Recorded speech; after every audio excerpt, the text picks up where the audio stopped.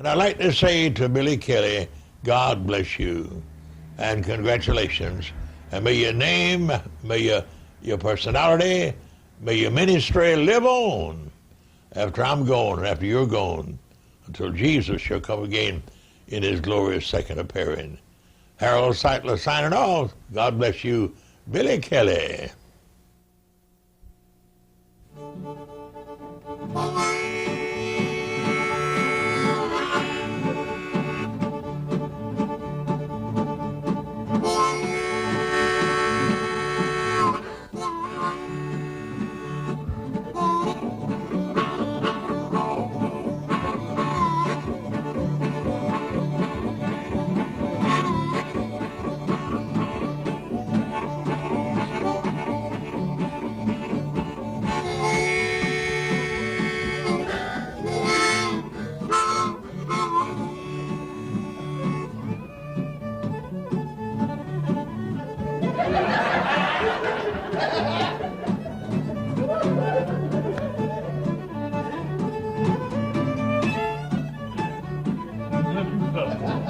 Are you ready?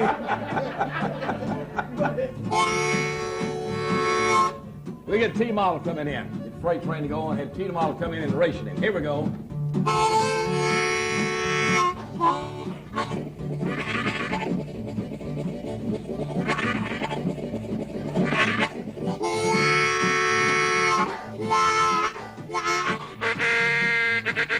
There's that T-model.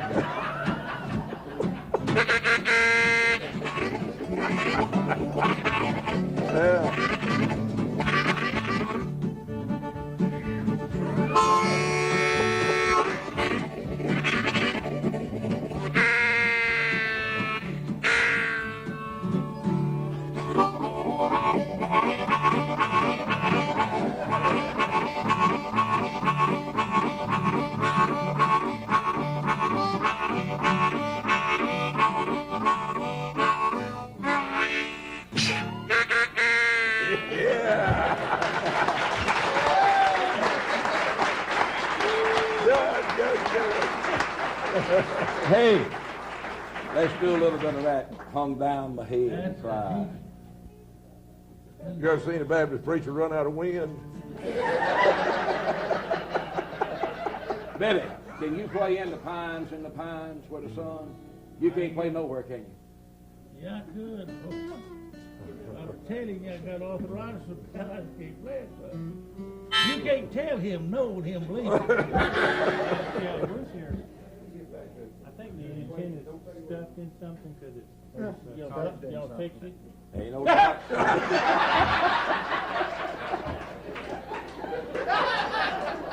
Yeah.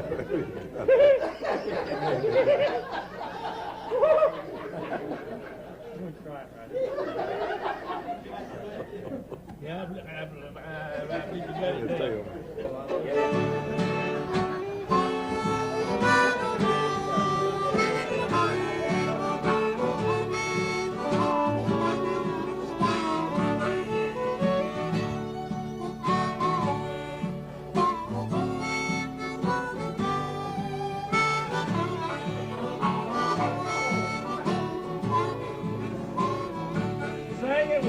Yeah.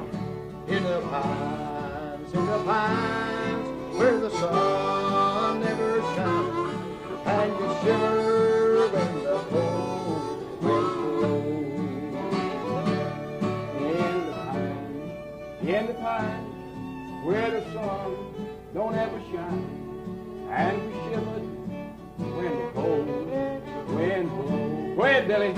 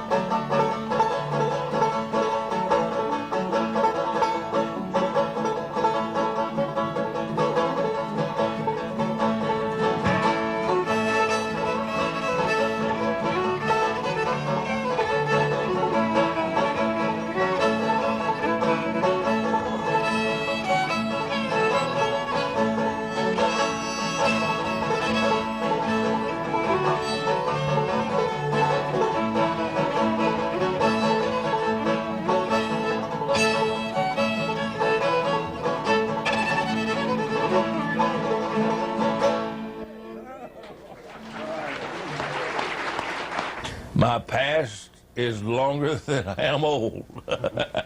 I mean, buddy, I could sit here and talk, I guess, from now till doomsday and never tell all the things that's happened in my life. I was born in Oliver Springs, Tennessee, April the 17th, 1932. And some of the happiest days I guess I ever spent on the face of this earth was in Oliver Springs, Tennessee. My grandfather had land of inheritance, about 165 acres.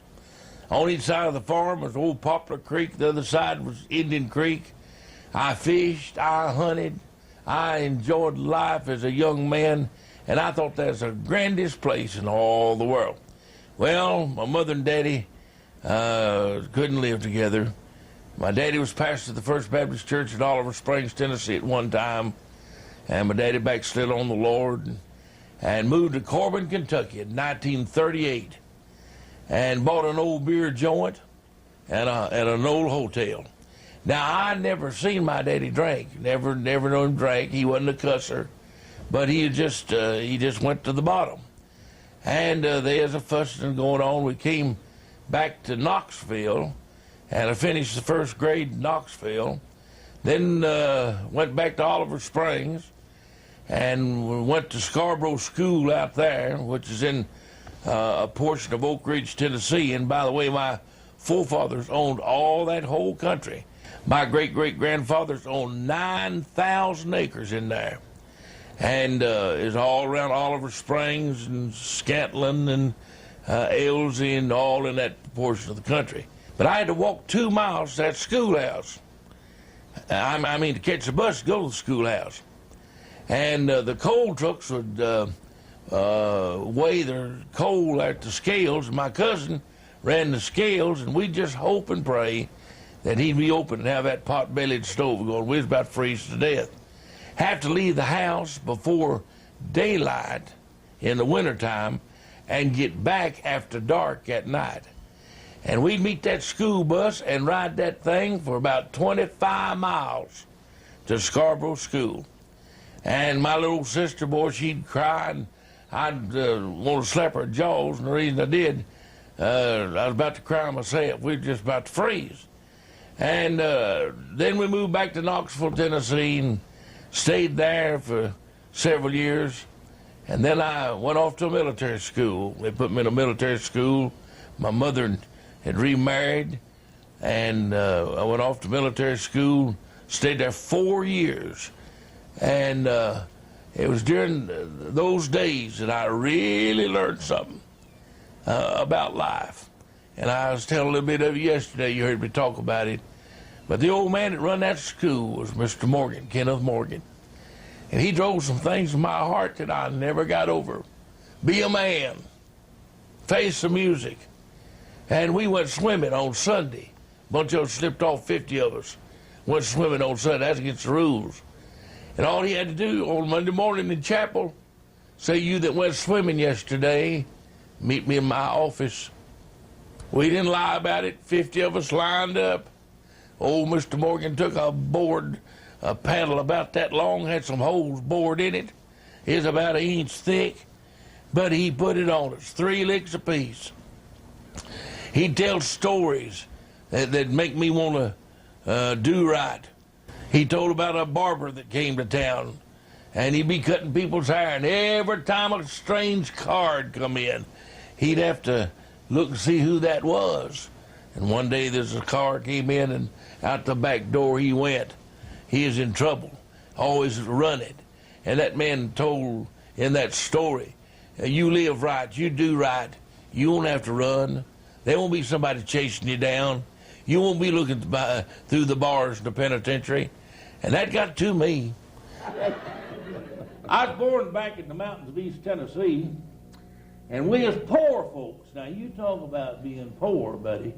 We as so poor, we spelled poor with 3 O's. If they'd have been a Kentucky Fried Chicken in our day, we'd have to lick somebody else's fingers.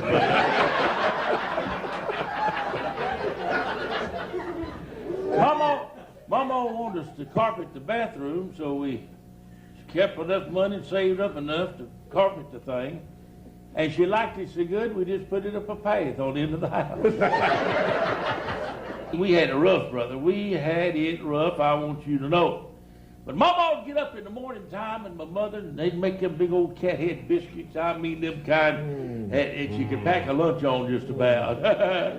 And when I'd bite one of them things, it'd be a half moon, and the next bite a total eclipse. And I've always said, when I die, I hope that I can fall in a bowl of chicken gravy with 2 of them biscuits and drown. Just there. But anyhow, they'd pack up my lunch, and we'd go to school with tenderloin and good old biscuits with grape jelly, blackberry jelly, and fried apple pies. Did you like that? Yeah, you take a bucket.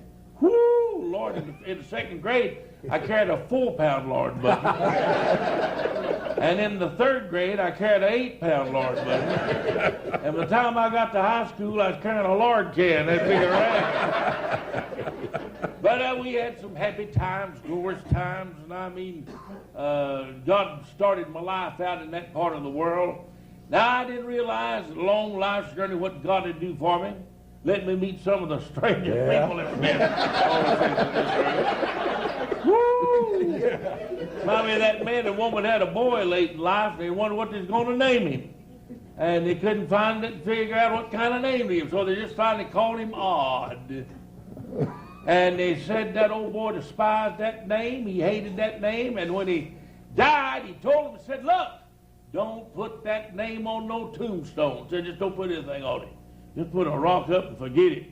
And so they did. Some years later, people was going through that graveyard, and they looked, and there was just that stone standing there. And a fellow said, isn't that odd?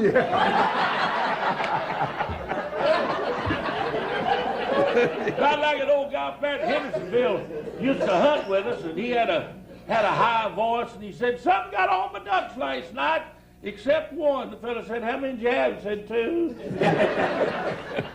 Oh, he was a character. He's coming home from prayer meeting one night, and a bear crossed the road in front of him. Like to scared him to death. Next day, the preacher was teased him, said, why didn't you pray?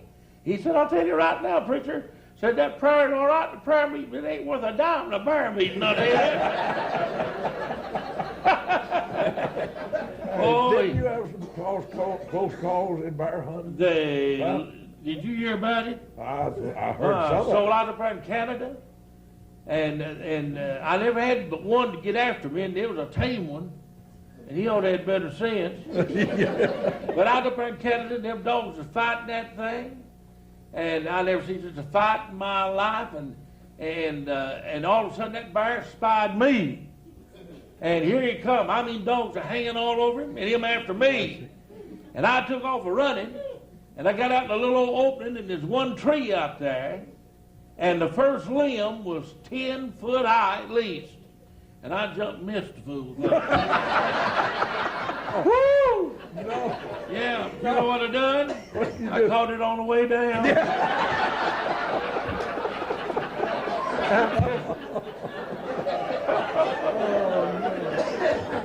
Lord, yes. And speaking of bear hunting, it made me think of Gatlinburg, Tennessee. A friend of mine and his wife was going down the road, and they was fussing. And every time he'd say something, she'd say, "What did you say? What did you say?" And about that time, a blue light come on. The officer pulled him over. And the officer said, "May I see your license?" And she said, "What did he say?" He said, "He wants to see my license." And the officer said, "Where are you going, sir?" He said, "Gatlinburg, Tennessee." She said, "What did he say?" He said, "He wants to know where we're going." The officer said, "Gatlinburg." Lord, he said, the meanest, conserest, cantankerous old woman I knew in my life lived in Gatlinburg, Tennessee. She said, "What did he say?" He said, "He thinks he knows you."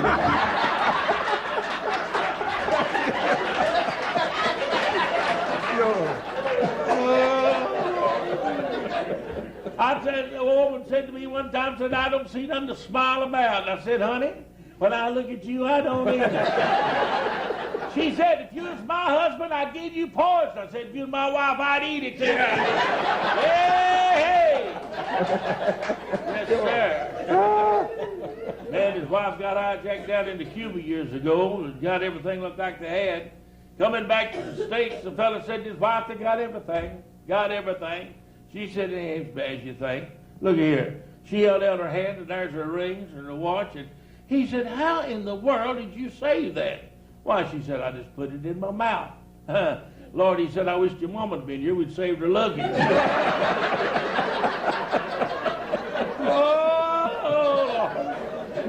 These mother-in-laws kick those jokes. Yeah, I took a pleasure trip a few days ago. Where'd you go? I took my mother-in-law to the airport. Went back to the house and cut the dog's tail off to make sure if she come back, I wouldn't show no friendliness at all. Well, she don't come see you much, does she? No, just been to see us. We've been married 42 years. And I'll tell you the secret to that. We go out to eat twice a week. She goes on Tuesday and I go on Thursday. But anyhow, we've been married 42 years. My mother-in-law's been to see us one time in 42 years. That's good. No, it ain't. It ain't. No, sir. She came and got married. Ain't never lived. Oh. She's part Italian and part Indian. I call her a Wapaho.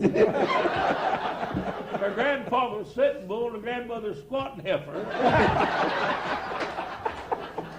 I was talking to an old boy by the name of Chesney, and standing at the administration building, and I saw her come walking across the campus there, and I said to old Chesney, I said, "Yon comes my wife.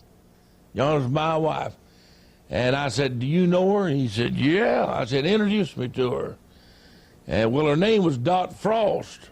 And I said to him, I said, "I believe I need frostbitten."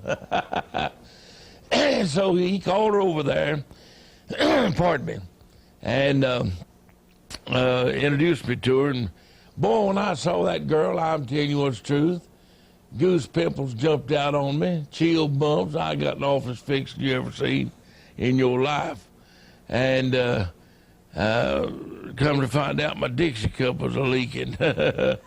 But anyhow, I thought that was the sweetest, prettiest, brown-eyed gal I'd ever seen in my life. And I don't know, I just loved her from the moment that I saw her. And I wanted her to be my wife. Well, we got to courting. Next thing you know, I got drafted in the United States Army. And I didn't have, I wasn't ordained or anything like that, so I had to go to the service. And I went to Fort Jackson, and then I went down to Camp Polk, Louisiana. I called it Louisiana. That was the lousiest place I'd ever been in my life. And I was the lowest thing on the totem pole. I was a PVT. Every day, and I'd go to mail call. I'd wait to hear my name called out. I hear that old sergeant now, "Private Kelly, up, Sarge." And they'd hand that letter back to me. Boy, and the first thing I'd do is smell of it. I want to see if I can smell any of that perfume she'd been using. One fellow said, "Well, I never done nothing like that." I said, "Maybe you ain't big a lover as I am." So anyhow, I'd go then to the, down, take my canteen, go get me 6 Coca-Colas. That canteen would hold 6 small bottle Cokes. I'd pour them in there, and then I'd go to the barracks, and I'd lay down, and I'd start reading that letter. "Dearest Billy." Boy, Mama called me Billy, Daddy called me Billy, everybody. But they couldn't say it like she said it. "Dearest Billy." When I'd read that, my toenails would curl up, my hair would roll back. Man, I was in love. "Dearest Billy." And, well, came back to Fort Bragg, North Carolina. Got my first leave to go home. When I got home, I went to that brick rock house on Main Street in Sevierville, Tennessee. And when I got there, I had lost weight, and I was trying to get kind of dressed up a little at the car where it wouldn't look so bad. About that time, the door of that house flew open, the screen went back, and a young girl, 20 years old, come flying out that door, jumped 4 steps, hit that sidewalk doing 90, and I met her doing 110, buddy. I mean, I was in love. Well, we went on and courting, and one Sunday afternoon, why, we went to a cemetery at a church out in the country there, and I gave her a ring and asked her to be my wife. and we got engaged. And we was married September the 6th, 1953 in Sevierville, Tennessee at the First Baptist Church. Brother Walton asked me a few moments ago, said, how did they get you in that film on Sheffy? Well, I've never had any affiliations with Bob Jones University. I don't know why. But anyhow, they came, sent a fellow out to see me about using. I had a stagecoach. I had horses and mules and a team of oxen. And I happened to be out the barn, my old overhauls. That's all I ever were. And I was feeding the hogs. And here comes this fellow from Bob Jones University. Bet he had a tie and a coat on. Yes, he did. You know him? Yeah, I knew it. And anyhow, he came up and he saw me, and he was going to ask me about using that stagecoach and the mules and the horses. And when he looked me over, he liked me better than he did them other jackasses.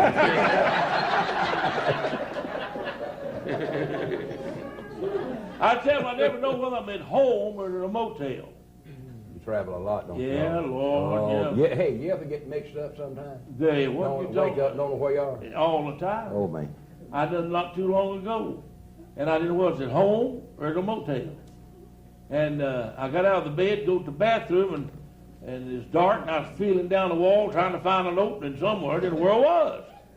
And when I got to the bathroom door, my wife had hung her dress between the door and the window. And I was thinking I was at the motel, and I thought there's a woman in there. Well, I broke the run, and when I did, there's a full-length mirror on the door, and I saw myself in that mirror, and I thought it was a man and a woman. I finally got the light flipped on, and when I did, why, I saw what was happening, and I was at the house, and my wife had done something she, poor thing, had never done before in her life. She put some of that old green stuff in the back of that commode, and I want to tell you something. I thought my gallbladder was busted.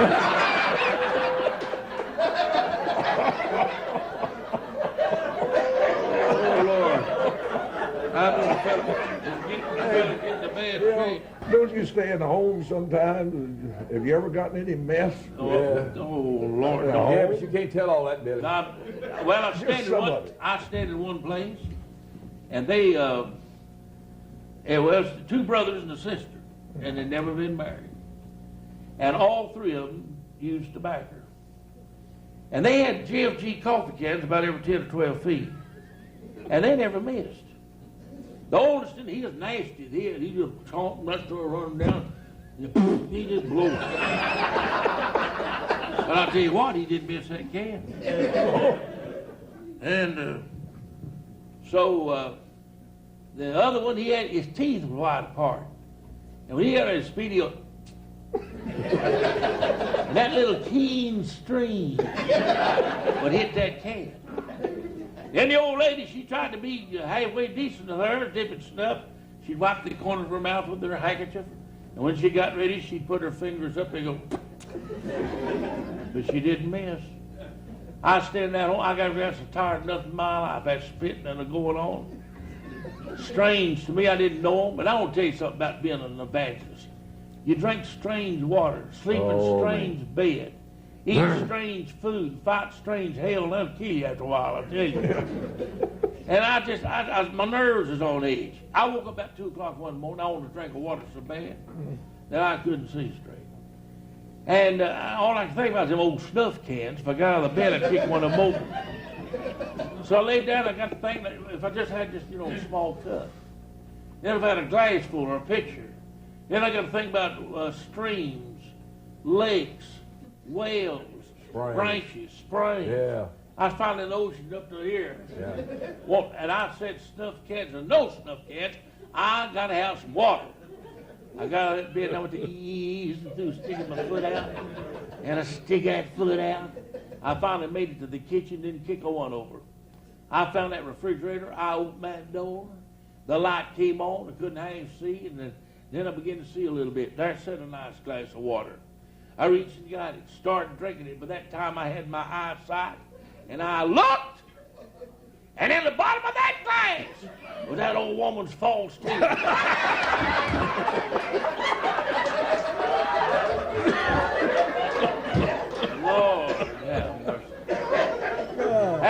near as bad as an old preacher shouting down in Memphis said, "You love them chitlins?"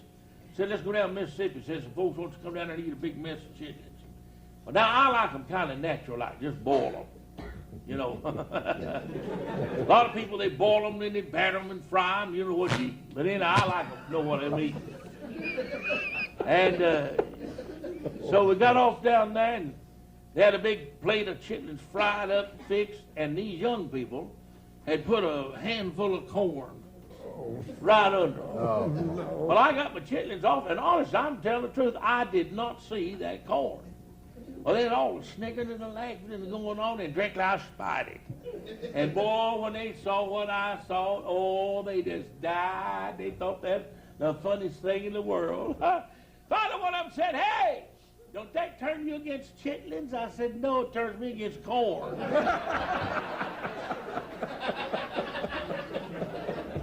I'll tell you, I love that good old corn, yes, sir.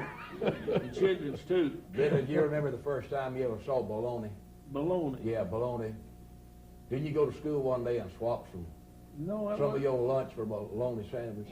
No, but I would have.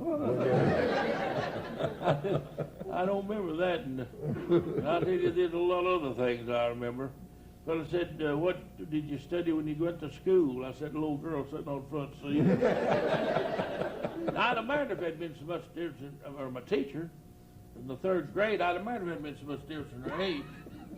She was 22 and I was 30. But I finally got on through high school and went to college. I went to Penn State, and my daddy went to State Penn. I told a fellow the other day, my daddy died in the spring, and he won't know if he drowned to death.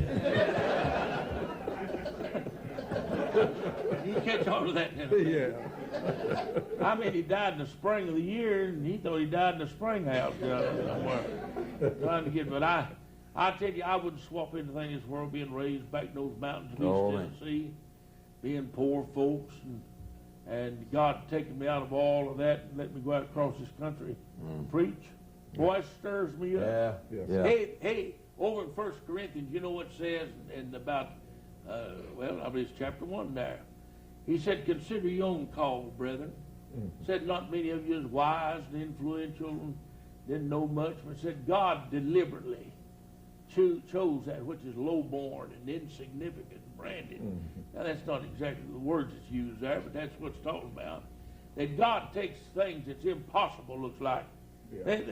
They'd have got anybody in Knoxville, Tennessee, to be a preacher beside me. Yeah. I wouldn't take a dare. I mean, just dare me, and I'd do it. I was about half drunk one day on Main Street in Knoxville, and they dared me to pull my breeches off. I pulled my trousers off, walked a solid block up and threw it across my arm. Didn't go to jail for it, got out of it. God was good. God took care of me.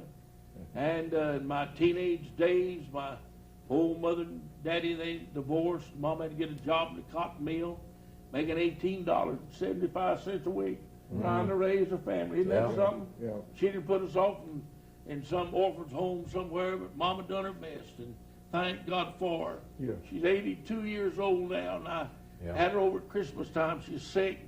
I put my arms around her neck and told her one more time before she passed out of here how much I loved her and appreciated her for taking care of me. Yeah. And I was brought up that way, and didn't have anything. Many a time we go out back to the smokehouse at Christmas time. Honestly, we didn't get anything but maybe an orange or something like that. Never owned a bicycle in my life. Never had anything like that. But still, I didn't get mad at my people, and I didn't get mad at society in this world. I hear all these birds on these talk shows on television. They're mad at everybody because of what happened in their childhood days. Yeah. Well, if you got done up, you just got done up. Is that right? Do your best to try not to do somebody else up and live right. And teach people how to live right. That's the way I look at it. And hey, there's a lot of things in my life I wish it'd never been. I've said things I wished I'd never said it. I've acted ways I wished I'd never acted that way. I've been stubborn and hard-headed and all such as that. But I'll tell you, friends, listen, that old mother of mine took care of me and raised me, and praise God, made sure that I had something to eat and clothes to wear and school to go to. and I'm glad for that. Now, Yeah. I'll tell you, I wouldn't swap, honestly, preacher, I No, wouldn't sir. swap No, sir. a poor way of life. I know what it is to eat pig's feet, chicken feet, pig's tail, pig's not the front end and the back end. Hey, Billy, didn't nothing go to waste at hog killing time, did it? Shoot, no, buddy. Then the thing go to waste. Why? The first thing we do is kids, we kill that hog, we took that bladder, and we get us a cane and blow it up, and there's our football. I reckon where they got that damn pig skin. Not always take it in at night time, I'm afraid the dog would eat the thing. And we put it beside the fire like this thing right here, and it'd be enough grease there to cook 2 eggs the next morning. Of course, after sitting here tonight, there'd probably be enough tomorrow to cook a whole hog.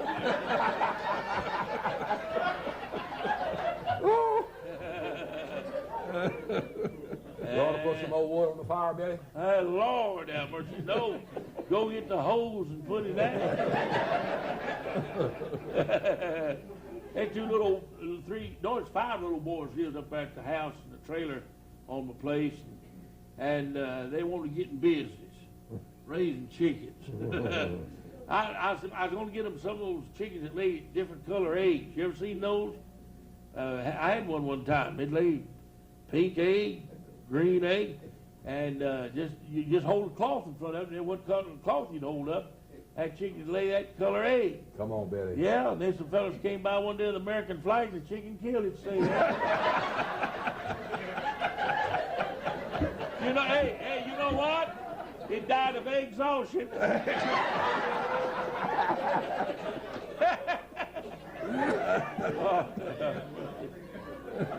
Oh, I tell you, hey, you can get in some predicament sometime. I went up there yesterday to the store to get some talcum powder, and the woman said, walk this way. And I said, lady, if I walk that way, I wouldn't need the powder.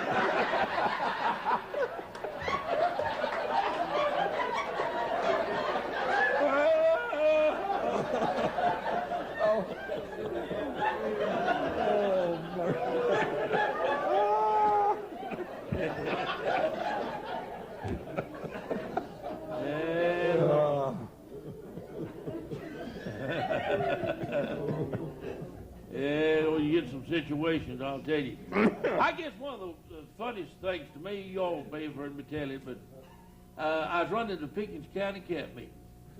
And there's an old fella come up to me, and he said, I'm a widower, and I want to get married. Met this widow woman, and said, would you marry us Saturday night? Now I said, listen, don't tell him about what's going to happen, just tell him something special. Well, I said, I've never seen it done before. I guess it'd be okay. So I announced all week, don't miss Saturday night. Something unusual's going to happen. I said, you ain't never seen it before. So it comes Saturday night. I in the summertime, I don't usually wear no coat and all that.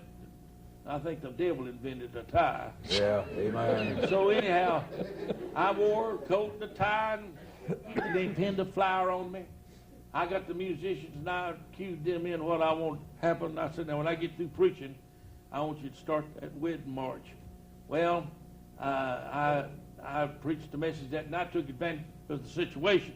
I preached on the second coming of the Lord, marriage supper of the Lamb, rapture of the church, and when I got through, that organ player said, dum, dum, dum, dum, dum, dum, dum, dum, dum, dum, dum, dum, dum, dum, dum. That old fella got up and that woman, they locked arms down the aisle of cake. Now then, you preachers know what I'm talking about. Down at the Christian bookstore, you write a little old book tells you how to marry folks and how to bury folks. Yeah. And so I opened up where I had my place marked, and somebody had moved my marker. Lord, funeral. I went to thumbing through that book. All I could see is, I said, every head bowed, every eye closed. Now, I said, if anybody looks, God will kill you. I went to thumbing through that book. All I could find was funeral. Everywhere a funeral. Finally, I found one that said wedding, and honey, I parked right there.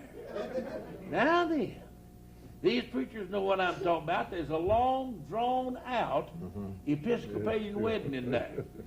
These words I couldn't even pronounce if I'd rehearsed it. No, sir. And I learned from an old mountain preacher in East Tennessee. He used to, when he'd read the scriptures and he couldn't pronounce a word, he'd cough. So it wasn't long. The lines are going, he.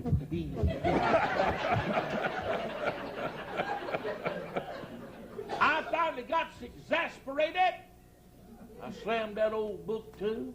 And I said, I'll tell you what I'm going to do. I'm just going to pronounce y'all man and woman. Well, they already knew there was a man and a woman. I said, you may now salute the bride. And Fatberg did that for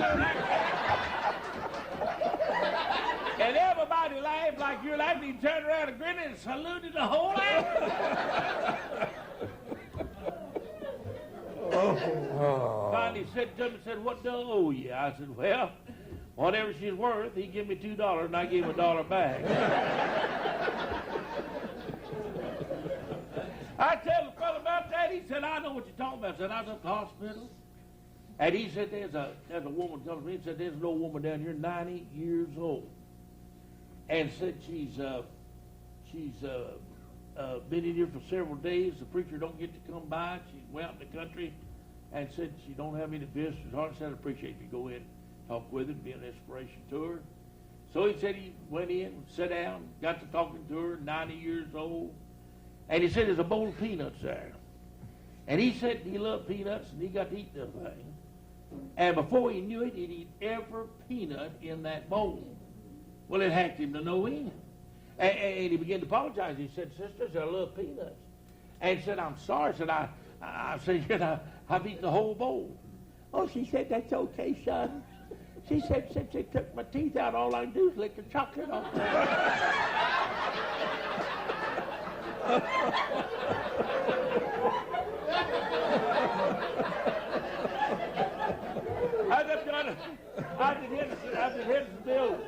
I was up in Hendersonville, North Carolina, and old Norman West. You know Norman, yes, Cherokee Indian, preaching now out in Oklahoma. Yes.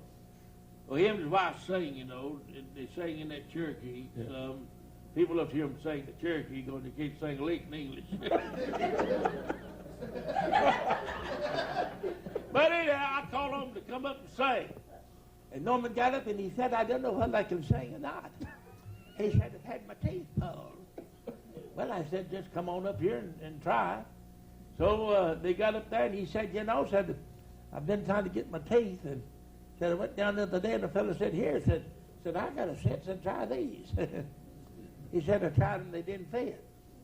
Well, he said, I got another set. Said, try these. He said, I did, they didn't fit. Then he said, he reached out in his hip pocket and got another set out and said, try these. And he said, I said to him, are you a dentist? He said, no, I'm an undertaker.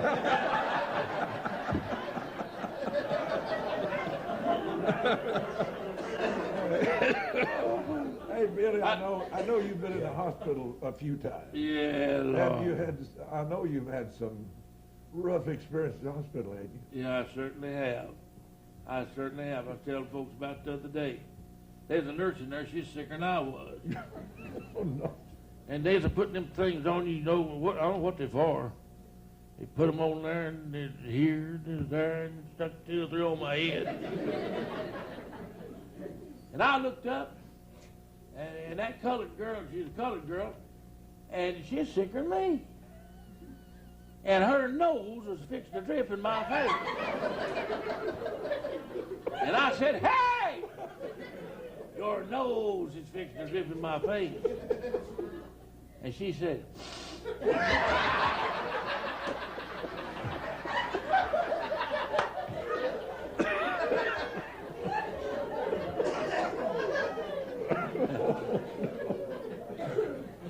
about 10 seconds later, like a groundhog, that thing come a-crawling. And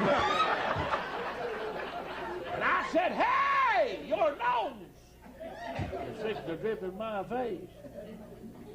Boy, then the next thing you know, they put me on insulin. I run me around the house 3 times before I caught me. You don't like shots? Yeah, Lord, I don't know. And when that caught me, he run me around the house. I ain't gonna tell you where I shot me. That's all the deal I ever got into in my life, taking shots and being around doctors. I learned why those doctors wear those masks over their face. Why? Jesse James wore one too.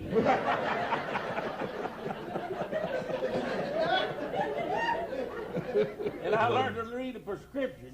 Can you read one? No, I can't even. Since I got mine, go ahead and get yours. Oh, man. Is any doctors here? I'm just joking. Oh, Lord. Well, you know how us doctors are. I got 2 doctor's degrees. Mine's in ignorance. Billy, you went to school and studying in Carson Newman, wasn't it? Yeah. Didn't you get called in your first semester? You made 5 D's or something. Yeah. You found out right quick you were not for school. 5 F's, 1 D. All right. Backwards. What'd you get the D in? Religion. 5 F's and 1 D. Yeah, they wonder why I made those F's. I told them to spend too much time studying religion.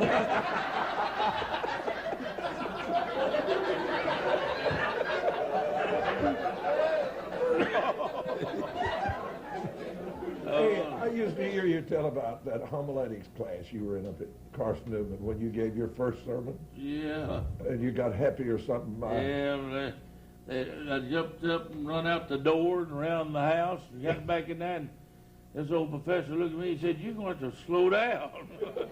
I said, "I'm trying to pick up." Over there, Lord have mercy. Don't get me started on those experiences. I'll tell you, that was some time, brother, back in those days. But God's been good to me through all these years. And when I was going to Carson, that's where I met my wife. Hey. Yeah, She ever seen you play football? Did she? Yeah, she saw me play. Brought her mom and dad to see me play against Burrell College. And me a preacher now, and got in a fight. Me and the other guy got thrown down the ball. And me a preacher. Well, a preacher ain't no good if you can't fight about something. I know it. I never will forget the first time I saw her. Her name was Dr. Frost. And the fella standing there played guard on the team. I said, "You know that girl?" He said, "Yeah, it's Dr. Frost." I said, "Introduce me to her. I believe I need frostbitten."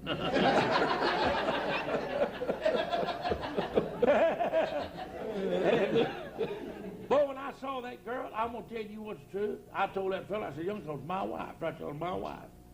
And sure enough, 2 years later, we married. I said, I never got such a feeling in my life. It felt like my toenails curled up. My hair stood up. Goose pimples jumped out on me and chill bumps all over me. Come to find out my Dixie cup was leaking.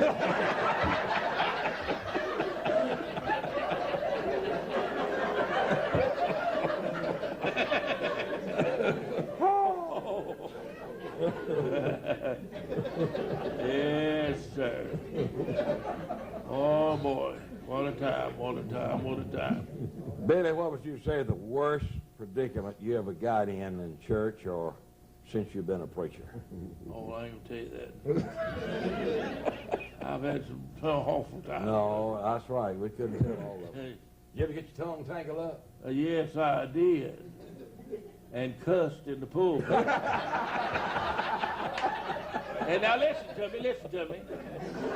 Anybody in this building, could have said what I said, but just a little turn of the tongue. Yeah. And a fellow said to me the other day, he said, "How do you know you're called to preach?" Well, I said, "I woke up craving chicken, didn't want to go to work." I thought that'd give him something to chew on. Yeah. Yes, sir. But you know you can get up and run your mouth. Hey, I'm going to tell you all something. You couldn't talk as much as I do without telling a lie sometimes. Now, hey. Confess your own sins now, buddy. Yeah. Don't confess your own. Yeah. You think I don't know you two, Burrell? I remember one time you got your tongue tangled up with the Burns Trio with one of the girls. Oh, Lord, Naomi. Yeah. Naomi Burns, she's the one who plays the piano. She's white-headed, been that way for years and years. And we've sung together in places for years and years. We went off to a strange place, and they didn't know me and the Burns Trio either. And I said, Miss Kelly. Well, here my name's Kelly. I said, Miss Kelly, would you come play the piano? She started down the aisle and there's that old white-haired woman. And I thought to myself, now, them people think that's my wife. Now, I said, that's not my wife. Well, the way I said it, it sounded awful. Worse. Yeah, but I said, but I wouldn't mind if she was.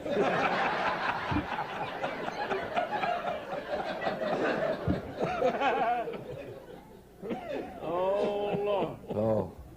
We went off to sing one time at C.J. Burns, but he'd squeeze a nickel so tight that he'll make the Indian ride the buffalo on the other side.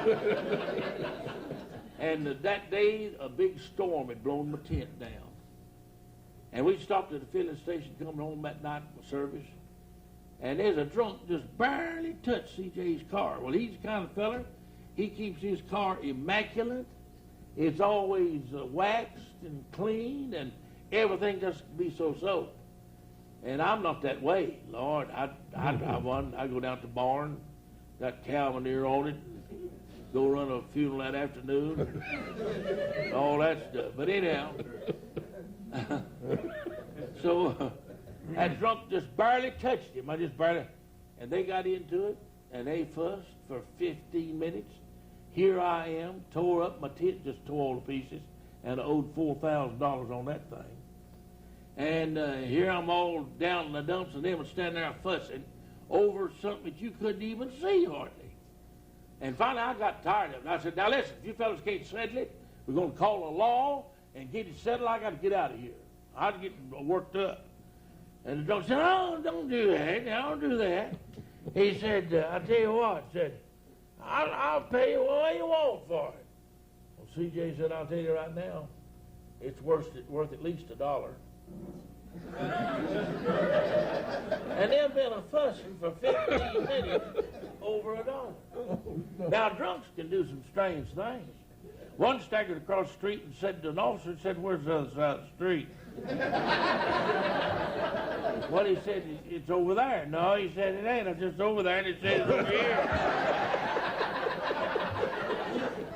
So he went staggering back across the street, and a guy come out of an antique shop with a big grandfather clock. And that drunk run into him, knocked him down, tore that clock all to pieces, and the man jumped up a cussing the drunk out, and the old drunk looked at him and said, hey, why don't you wear a wristwatch like everybody else?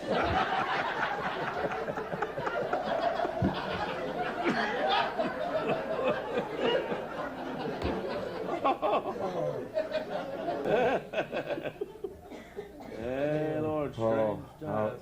Billy, I remember one time, people never can get anything on you. And I remember one time, a fella called on you to pray, and you jumped up in the middle of the service and started praying, and you said, I'll get even with you. No. Well, let me tell you the truth of the whole story. That put a snake in your... Yeah, that's the same thing. Okay. We're the bear hunting. Yeah. And it was up yonder at Rosman, North Carolina, and I took my old cattle trailer and put me some plastic where wind would blow through it, and put hay down, had my bed in there, and it made a good place, in the fall of the year to stay. And you snore. I had to run my pickup truck 50 yards away to sleep. Go ahead. I agree. I'll tell you the rest of that story another time. So anyhow, this feller, little old preacher by the name of Harold, Don Harold, and he walks duck-legged and waddles when he walks, and he got a piece of rubber hose and put in my bed.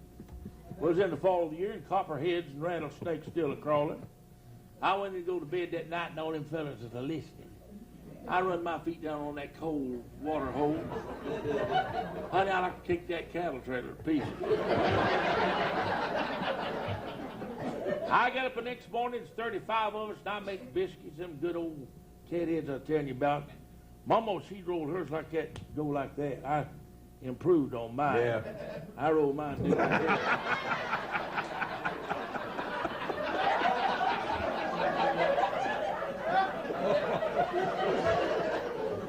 But anyhow, to make a long story short, I told them fellas, I said, I don't know who done that. But I said, I'm a red-headed, freckle-faced, pug-nosed Irishman. And I said, I'll find out who done it, and I'll get you if I have to track you to tormenting back. 2 years passed. I was in Tarboro, North Carolina, and in revival services, and here come that little duck-legged preacher walking in. Larry Richardson, the famous banjo picker, is with me. I was sitting on the front row, and then come that old preacher, and he sat down beside me, and he's one of them kind, you know what's going on in the service for him a talking, yakety, yakety, yakety, yakety. And he was a talking. And about that time, the pastor got up and said he's glad to have all the people there and the visitors, and glad to have Brother Don Harold. Well, he heard his name, but he didn't know what the preacher said. Yeah. And he said, what'd he say? What'd he say? I said, he said for you to lead in prayer.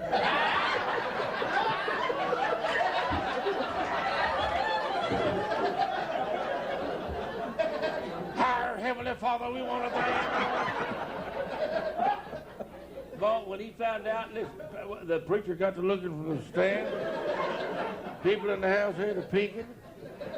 And when he found out what I'd done to him, he said, we're even. We're even. No, I said, we're just getting started. Yeah.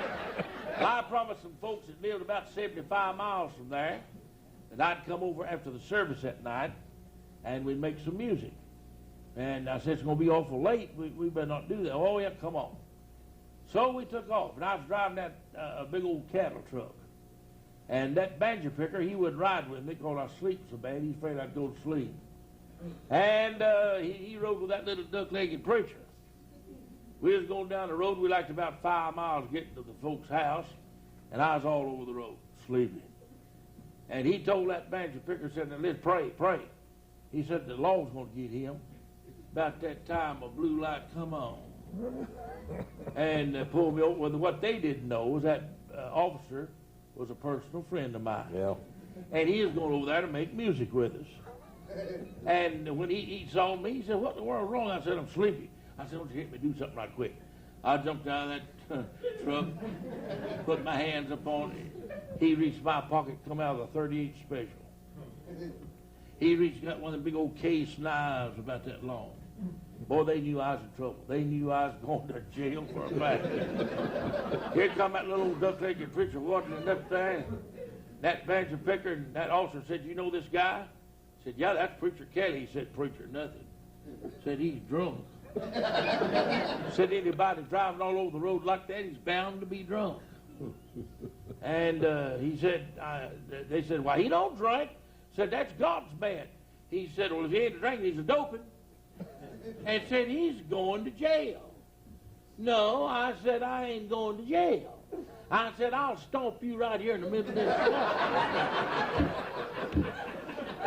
That little old duck-legged preacher got right white like he said, now calm down, Billy, calm down.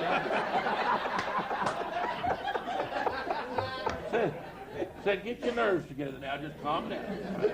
Everything's going to be all right, just calm down. I also said, you're going to go, and he went to reaching back for a slap stick and a pair of handcuffs. About that time, here come another officer, but he didn't have his police uniform on, and he was going down there to play with us, too. He was going to play the guitar. And he couldn't imagine what that officer was doing to me. He stopped, and he said, what's wrong? The officer said, go ahead, buddy, just go on. Well, he said, I said, go on. So the fellow went down to the end of the road about a half a mile and started back. And by that time, I started running towards that officer. I said, I'll just stomp you right now. That little old preacher rubbed to him and said, wait a minute! Wait a minute! I said, remember your testimony. Well, before anything could happen, it tickled that officer so good, he couldn't stand it no longer. And he literally laid down on the pavement in the highway laughing. And when that old boy found out what I'd done to him, it made him mad. And he'd done about as far as those benches from me, and he took a flying leap and kicked me and hurt me. And if it had been such a joke, I'd have broke his neck up. Boy, what a time, what a time. We're coming back from East Coast, North Carolina. I'm bad about going to sleep. My wife has to drive me. And dear brother Joe Arthur here, one of the finest young preachers is in America. I mean that. Yeah. Yes, sir. God's using him all over this country, preaching camp meetings everywhere. He, a little old boy, about 16 years old, come to me one day and said, God wants me to preach. Boy, he's been up preaching ever since then. I like to see young people find out the direct will of God for their life. But little Joe, he's supposed to be tomorrow in Pascagoula, Mississippi. In fact, he's supposed to be there today. He called and told him he's going to bring me over here. Said, I got something special I want to do for God's man. I appreciate that. That opens my heart. Amen to God. Now, I'm easy to cry, so y'all go cry somewhere yourself. Fella said, you're too big to cry. Well, I'm big enough crying where I want to. That's right. That's right. Well, what was I telling you? What was I telling you about, well, done lost my Oh, yeah. Old Pappy Burns and old Travis Thomas is in the truck with me. Both of them could talk the horns off of a goat. Lord, they're pessimists, biggest pessimists it's ever been. And if both of them are sitting here on the front row, I'd tell them, because I told them when one of them was a living and the other is still a living, and every time he comes around, I tell him again. I mean, it's always too long, too short, too tall, too wide, and you can't get there from here. You've seen people like that, haven't you? Yeah, one or two. Well, we was coming, and old Travis, he jumped on me and said, you're going to kill somebody. Going to sleep. He said, let me drive. I said, listen, redneck, he's from Mississippi. I said, keep your mouth shut. This is my truck. I bought and paid for it, and I'll drive it if I want to. Well, he said, you just like to run that patrolman out of the road right then. I said, you're lying. I looked in that side view mirror, and there was a patrolman going sideways down through a cornfield, taking about 4 rows of corn down. Oh, no. Boy, when he got back the highway, you ain't never such a thing. Them old tires said, ah! I was pulling over because I knew he was after me. I was on the one on the road. And he was upset. He passed me up, went about 200 yards down there before he get, and had to back up. And when he backed up, I jumped out and I said, hold it! Hold it right there. Boy, went to reach for his gun. He just knew I was going to shoot something. He come up there and went to smell around and see if I was drunk. I said, I'll tell you the truth about it. I said, I've been over here working on a little house. And I said, I ain't had no rest. I'm tired. And I went to sleep. Well, he said, you better let one of them other fellas drive. I said, I was just fixing to.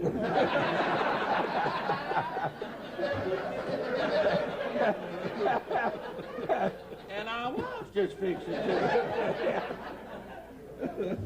Yes, sir. You can have some strange experiences in this life, I reckon you can. Do you ever have anybody to go to sleep on you when you're preaching? No. Do I? Yeah. There's a fellow went to sleep when died. They did. They called the rescue squad, and they carried 5 out before they found the right one.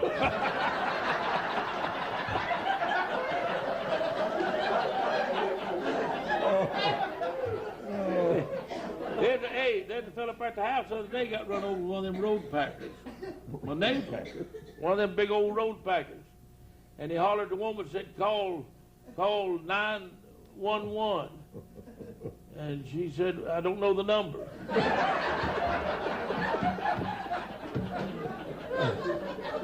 They hollered to another fella and told him call 911. He said, my phone just goes to 10. They finally got the rescue squad there and loaded that old guy up. Took him to the Memorial Hospital there in Greenville. They put him in room 28, 29, and 30. That thing flattened him out short.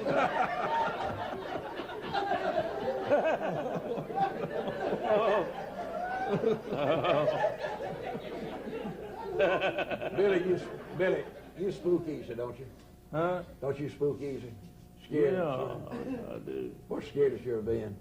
Me and my wife went off one time. Well, I don't know what, a lot of times. But one time we went to an old college.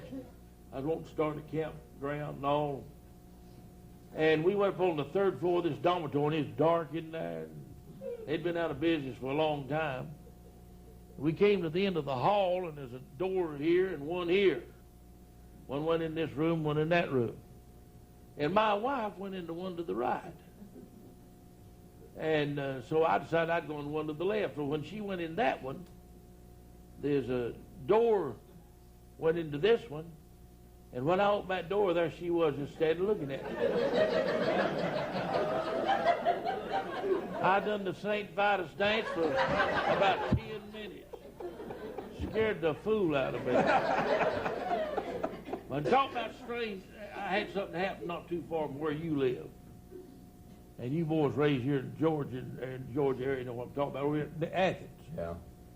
I had an old tent set up. And there's a woman and her boy, about 13 years old, came in and sat down. And I set a little hotel down there, cheap place, wasn't much, was all I could afford. And so I went to the hotel that night, went up on the third floor, started down the hall, and I heard something behind me. And I looked around, and here come that woman, that little boy. Well, I went to my room. I had the money bag with the offering was in it. I laid it there on the bed. About that time, here come a knock on the door, and I was door, and there's that woman, boy. She said, "Preacher," well, she knew who it was because she's in that meeting. She said, "We can't get our window up." I said, "Would you come raise it?" Well, I didn't want to do it, but there's that boy. He's 13 years old. I thought surely it wasn't up to nothing. I went down there, and by the time I could hold that window, she said, "Put your hands up." And I looked around, she had a little .25 automatic pistol, and she wanted to know where that money was. And I told her in the room, she wanted to know where. And they backed out of that room and locked me in there. Well, I looked out the windows 3 floors up. I can't get out. Went in the bathroom, and I couldn't get out of there. And then I happened to think there was a door in the bathroom, and I thought it was a closet door, and I went back. Hey, it opened into the next room and was open. And I went in and got out that door and started down the hall to go downstairs to call the law.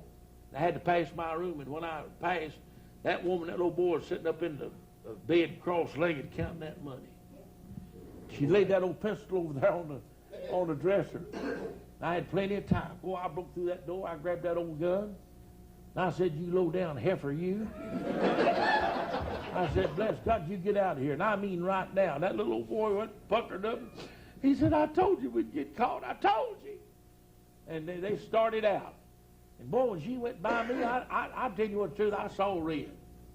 Man, I mean, I went, as the fellow said, Burrell. And my neighbor's wife, she used the same word, said they went Bazir. Well,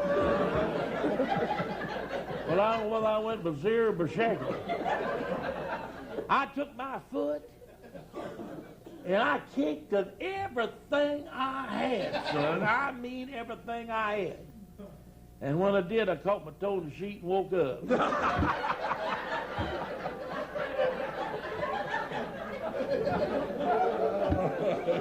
I got that in Louisiana. Oklahoma not too long ago, and they want me to ride a horse. Well, now, you all know what kind of shape I'm in. You ain't got no business being on a horse. That's right, son. No bit of business. No. Here I am going on 64, taking on 19 pills a day. 200 pounds. Well, sir, I'll tell you what to do. They taught me to get on that horse, and when I did, that thing went to bucking.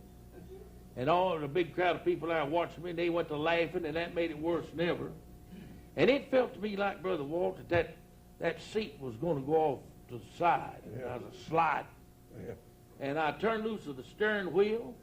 Not the lines.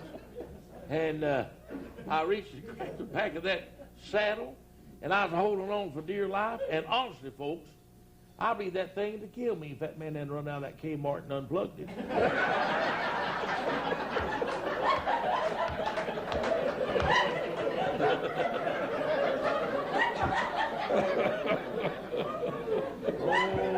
Didn't you? You remember that time? You remember that time you were in Kmart and Mama out there with two young'uns and they were on that little old rocky horse or something, did they? And crying and raising sand, and you felt sorry for the mama and she couldn't get him off of there.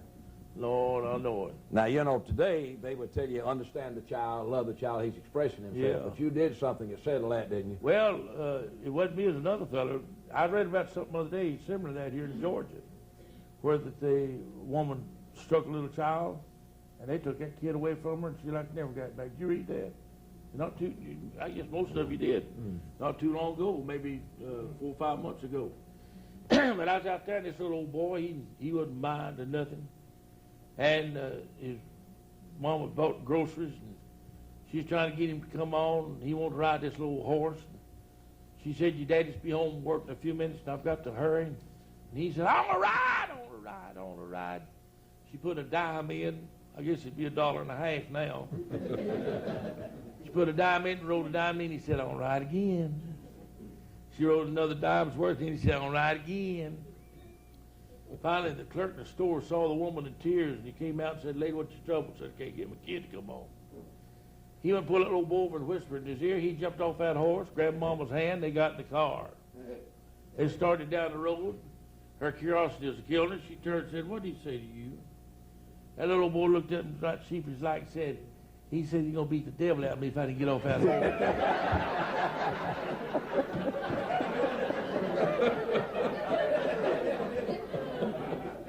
Oh, Lord. Yes, sir. I think you ought to sing a song on your guitar. Oh, yeah? Hey, don't you have one of those things that 3 strings, Billy? Why don't you play it for us? All right, I'll be able to do that. There's a fellow got that thing in the Hall of Fame, Brother Gillum, up in North Carolina, and he got this 3-string instrument. Joe, get your seat over there, buddy. Won't you set that other? You can play better. Won't score your guitar up. What's the matter with that old man? Is that the reason he done this? Can't have an excuse. Get out of here.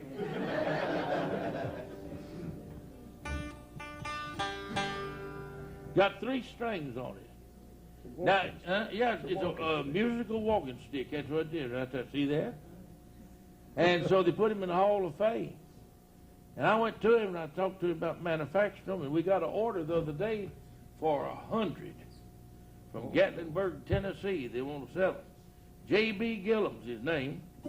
And so we'll be coming out with these walking sticks. If you get crippled up, can't go, you can take this and walk with it. If you get tired and sit down, pick you a little tune. There's a fellow up yonder.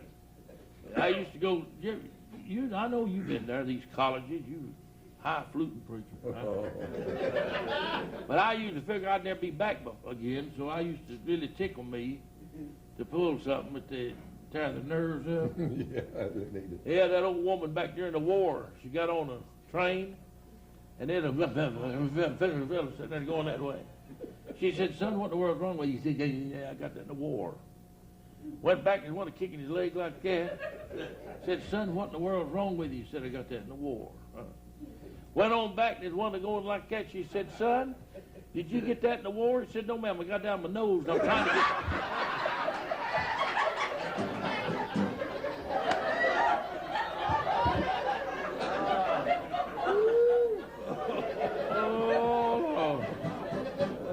Man ought to be killed. Yeah. Hey, I'll say this. Said it all over the country, and I'll say it again, and I mean it with all of my heart. You better take advantage of a life when you can. That's right. Because you'll have enough graveyards, enough briar patches, enough mud holes and side ditches to cry in. Yes. And so you better laugh while you can.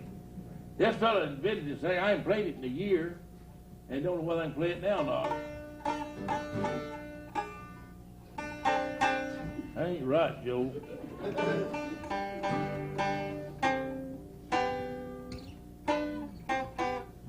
All right, you ready? Yes, sir. Well, I ain't. Here we go.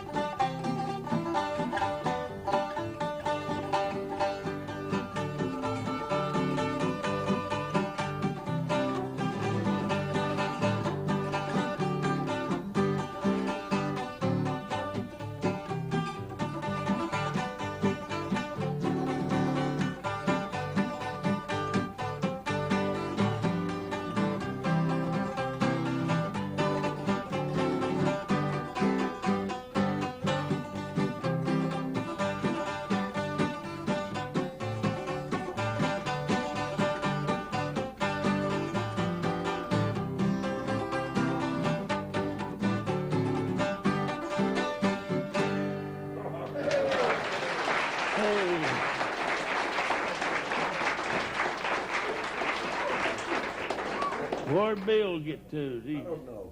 Come on up here. I was just thinking, Billy, and I know you are too modest to say this or think this, but I think all of us know that here's a man who could have made the tops in the entertainment world. Yeah. But because of Christ and his life, he has given himself and to the Lord, talent, treasure, everything he's ever had, he's dedicated to the Lord. And I'm just so thrilled about that. And no wonder he can make us laugh. He's got joy in his own heart. Yeah. Amen. You've given you all, haven't you? Yes.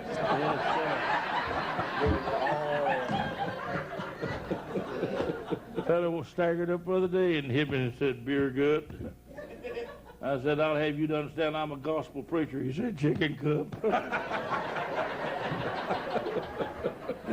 Yes, sir.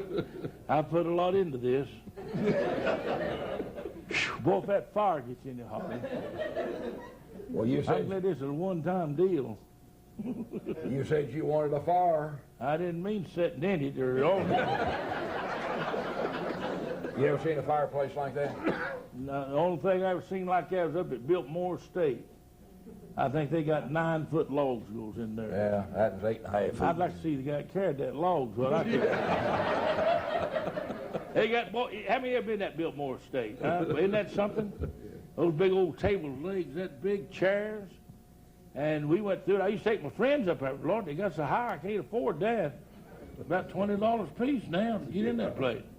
We was going through and that guy said, "That chair goes back to Louis the 14th. I said, "That ain't nothing. I got a bedroom, so it goes back to Sears on the 15th.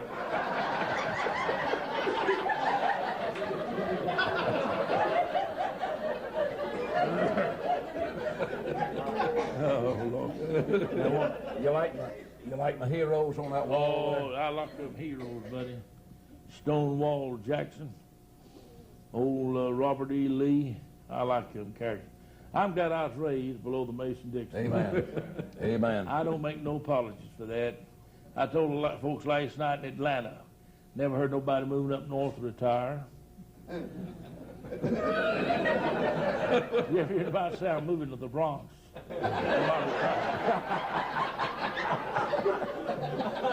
I'm going to Brooklyn. Yeah. I did an army with some old boys from up in Brooklyn, New York, and we was out there bivouacking, and they found some Carnation milk cans. And one of them come and run up right that captain hollering he'd found a cow's nest.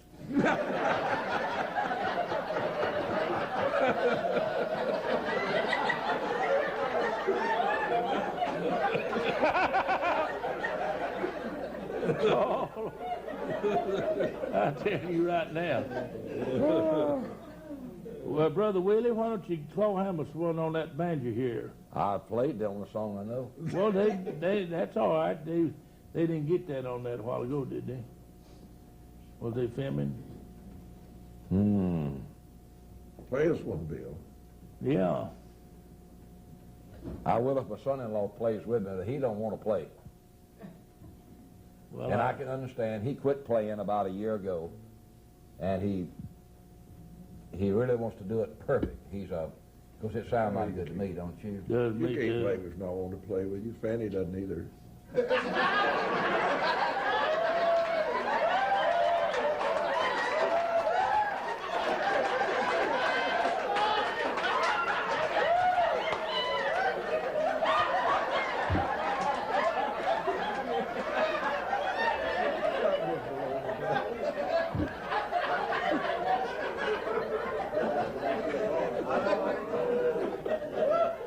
Tune in tomorrow at the same time and see Plain Bill.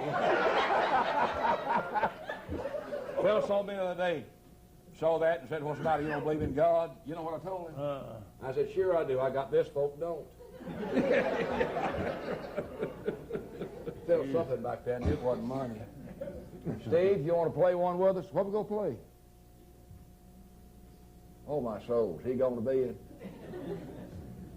He's back there. He got them ears. He's got the horns He on. said he can't. He can't. Well, get my fiddle back there, Can you Joe. play Cripple Creek? I can play anything I want to. I just don't play that. Yeah. Man, help me. Help me.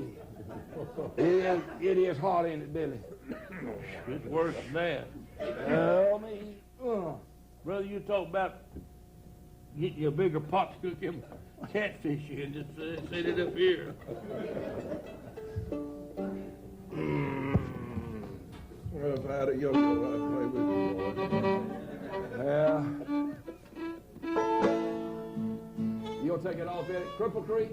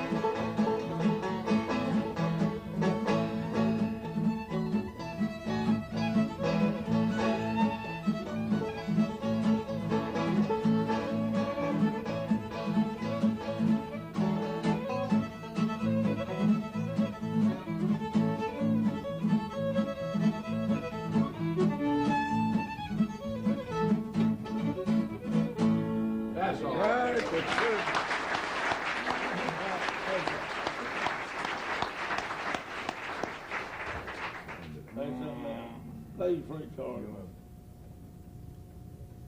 I'm about out of wind, horsefly. That's a lot. Hey, Billy.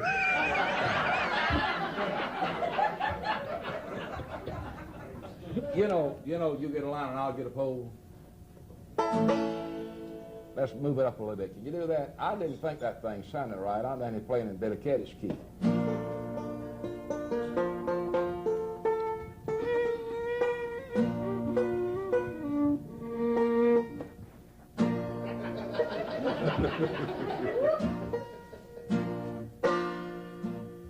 You know what? Yeah, do that play. Go ahead.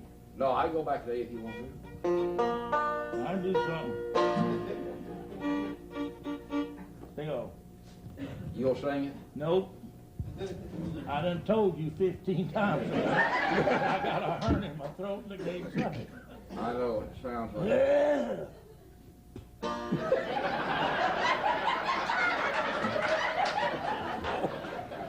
Here we go, tell.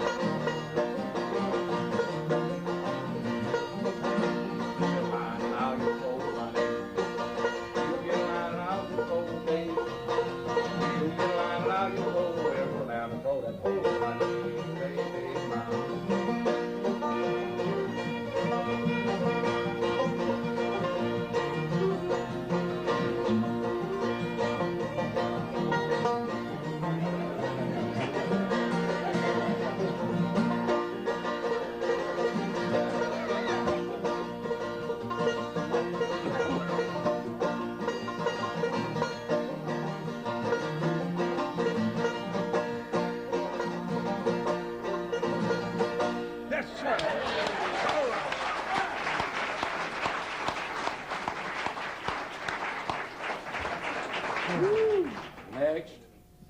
Next. Who's next? You?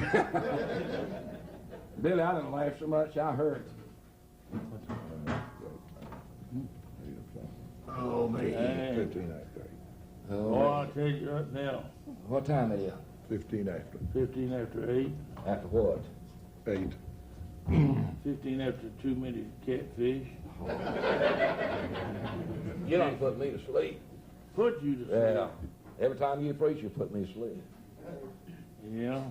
Tell about the guy with the St. Vitus dance and the shaky fella hunting. Oh, Lord, how did that go?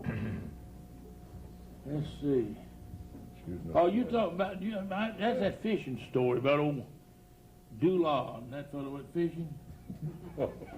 And the guy went fishing with him was stuttered. And that day old Dulaw drowned. And that fellow stuttered on up there at his widow's house, and he said, down at the lake. She said, hold it now, just calm down. Said, now what? It's down at the lake. Said, do. She said, sing it. Guess who drowned in the lake today?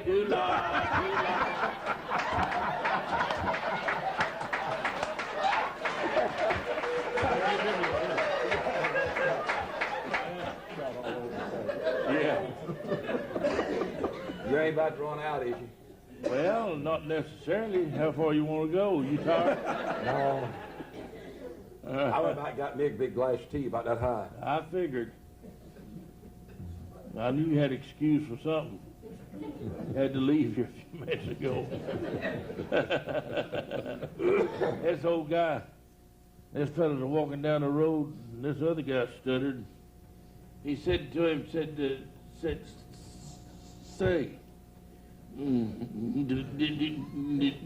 you see a pretty girl in the mini skirt? He said, "Well, where? Said, it's too late.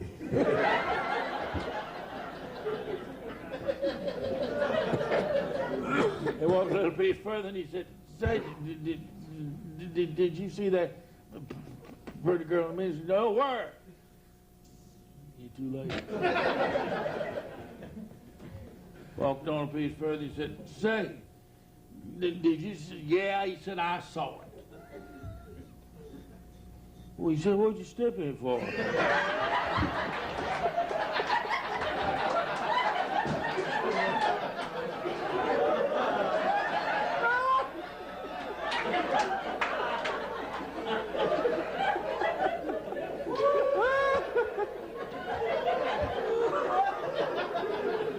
Now, how much further you want to go?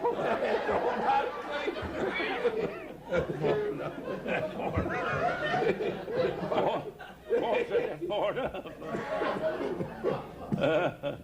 Two cross-eyed fellas met on a foot log, knocked each other off in the water. One of them said to the other, said, "Why don't you look where you're going?" The other said, "Well, why don't you go where you're looking?"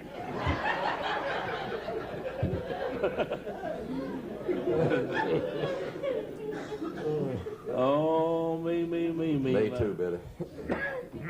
I tell you what, I ate so many of them catfish. This is working out. Yes, sir. I really appreciate all you folks coming out tonight. I wouldn't walk that far to see Moses.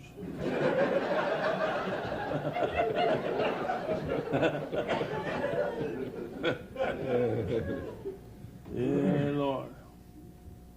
Mighty good time. We didn't charge him to get in. Nobody's going to charge them to get out.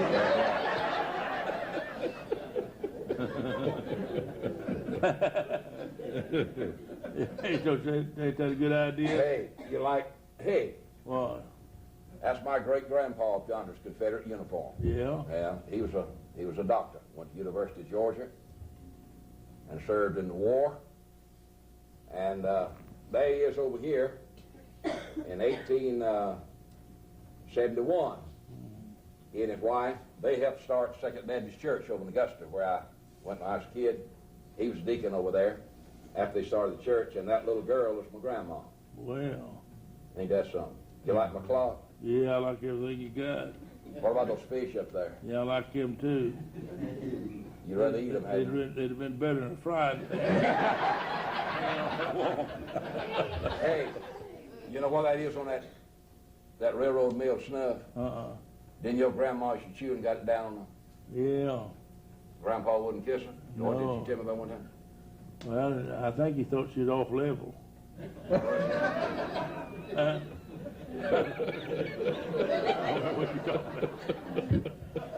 You said Grandma got that snuff all down here? You remember more about me than I do. He said he wasn't going to kiss nothing, didn't have no more control over snuff than that. I didn't remember that too. Yeah, and then he chewed, and she said, "I ain't going to kiss nothing smelling no mule, Brown's mule." Oh. Got some Bull Durham up there. You smoke Bull Durham? Yeah, when I was a boy. What about Prince Albert?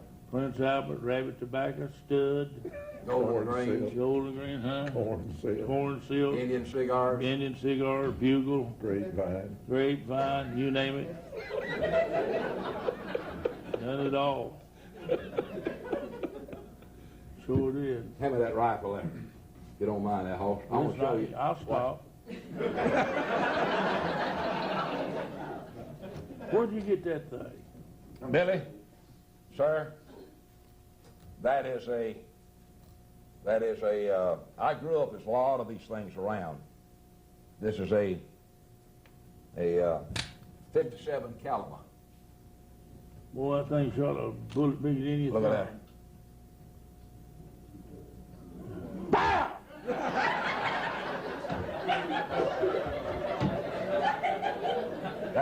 That thing had a ball in it bigger than a 50 caliber machine gun bullet. That thing had dropped about 12 inches in 100 yards.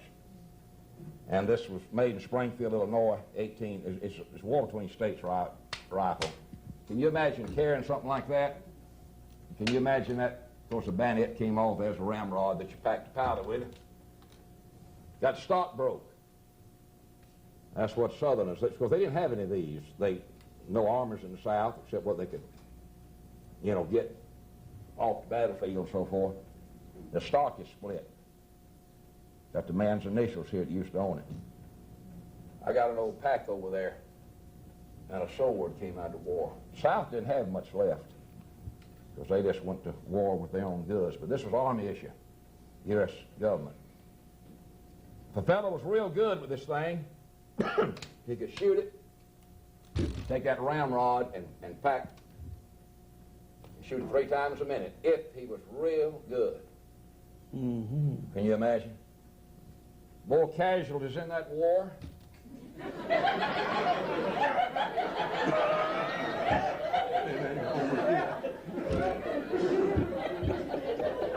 And you can shoot it 3 times a minute? If he was extra good. It'd be hard to do that, running.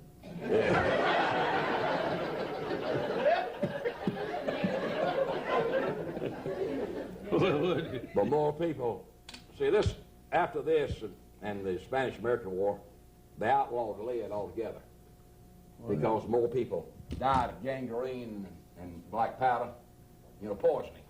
That's the reason what the steel jacket bullet. More men died in the war between the states with poisoning, gangrene, thank you, than they did. So much for American history. You like your flag over there in the corner? Yeah, boy. How like my horse collar? I like everything you got, I told you. You're a mule? You're a mule? Yeah.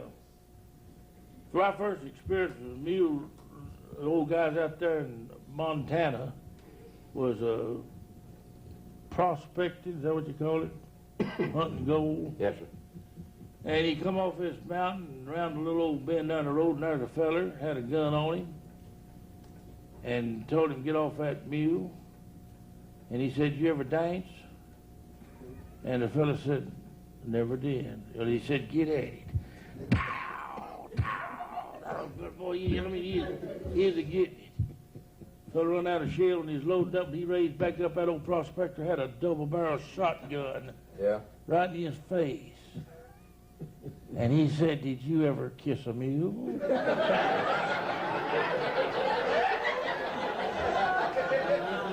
He said, "No, but I always wanted to."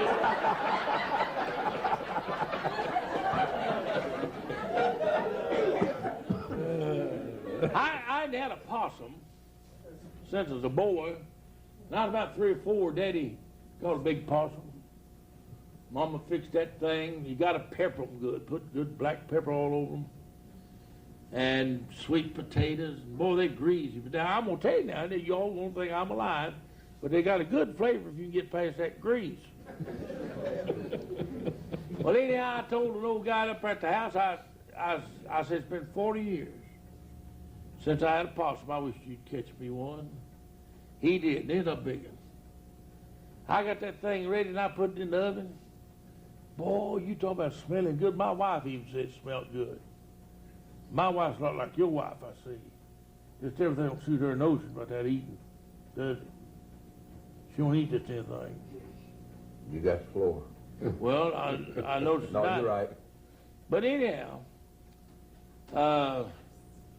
my neighbor come in, he's about 6'2" tall, and he smelt that. Boy, he said, "That smells good." I said, "Be ready in a few minutes." He said, "I'm about starved to death. I ain't had a bite to eat." I said, "That's good. He'll be ready in a few minutes." He said, "I can eat anything." I said, "I'm glad for it. It'll be ready in a few minutes." He didn't know what I was cooking. I got that thing out of the stove. I sat down at the table. I called on him to pray because I didn't know whether I was thankful for that thing or not. And we prayed, or he did, and then he got him some out, and I got me some out. And that old possum, I always knew he liked me. So every time I go out there to feed him, he did grin at me. There he was on the table. That fellow was chewing that possum, and I was chewing it. I looked at him, he was grinning. He looked at me, and I was grinning. Looked at the possum, and he was grinning. I want to tell y'all something. It's been 40 years since I had a possum. And it'll be 40 more before I try another. Yes, sir. Well, folks, I'm about like the monkey that's hugging that polecat. I about stood all this I can take. That fire back there is about done me up. I was. You ready? All right. Close us in prayer, Brother Bill. Brother Bill, call on you. Your name's Bill, too. Brother Bill, Kevin. All right. Brother Bill Burrell. The Lord can hear you. Leave your mic on. Oh, Leave your mic on. Yeah, leave your mic on. Okay, leave my mic on. All right. In my, Hold it. in my, All right. Is it on? Dear Heavenly Father, we come to you to thank you for this time of gathering. I pray people here have been blessed. And then we pray that as this goes out on VCR, we hope hundreds of homes across the country be an inspiration to help, along with all the others that's been filmed when it's put together. And pray that, dear God, Jesus will be magnified in it all. Help us to know that there's a fun time in living for God. Yes, yes. We don't have to go to the honky-tonks, the beer joints, the pool halls to be entertained. Yes. But, Lord, ever since I've been saved, I've just enjoyed being around God's people, laughing with God's people, enjoying life with God's people. I pray that you'd help us, Lord, as we go our separate ways now. Forgive us wherein we fail you. In Jesus' blessed name, amen. Amen. Amen.